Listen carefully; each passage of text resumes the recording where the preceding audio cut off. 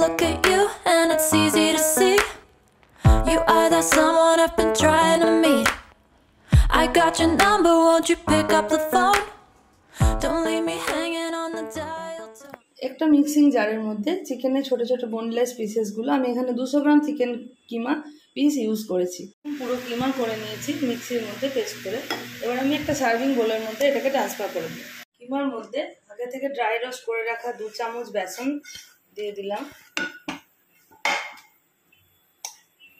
সামান্য একটু নুন, হলুদ গুঁড়ো হাফ চামচ,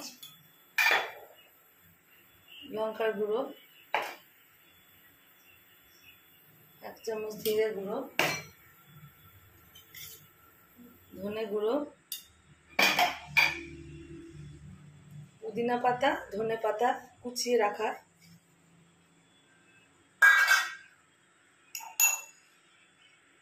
আদা রসুন বাটা আর কাঁচা লঙ্কা বাটা,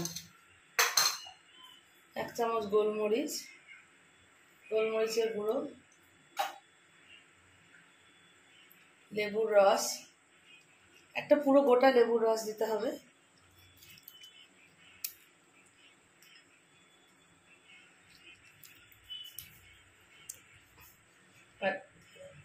এই যে পেঁয়াজটা দেখছেন, এটা আগে থেকে একটু নুন দিয়ে পেঁয়াজটা ভিজিয়ে রেখেছি, তাহলে পেঁয়াজটার থেকে যে জলটা হবে সেই জলটাকে চিপে আমি এর মধ্যে দিয়ে দেবো, নাহলে কি কাবাবগুলো ছেড়ে যাবে। চামচ গরম মশলার গুঁড়ো, এখানে আমি ছোট এলাচ, বড় এলাচ, দারচিনি, লবঙ্গ একসঙ্গে গুঁড়ো করে রেখেছি। সমস্ত উপকরণগুলো একটা বড় মিক্সিং বোলের মধ্যে ঢেলে নিয়ে আমি ভালো করে এইভাবে চটকে একদম পুরোভাবে মেখে নিলাম। কিমা থেকে ছোট ছোট বলের মতো কেটে তার মধ্যে একটুখানি মোজারেলা চিজ পুরে দিলাম, করে এটাকে রোল করে বলের আকারে গড়ে নিলে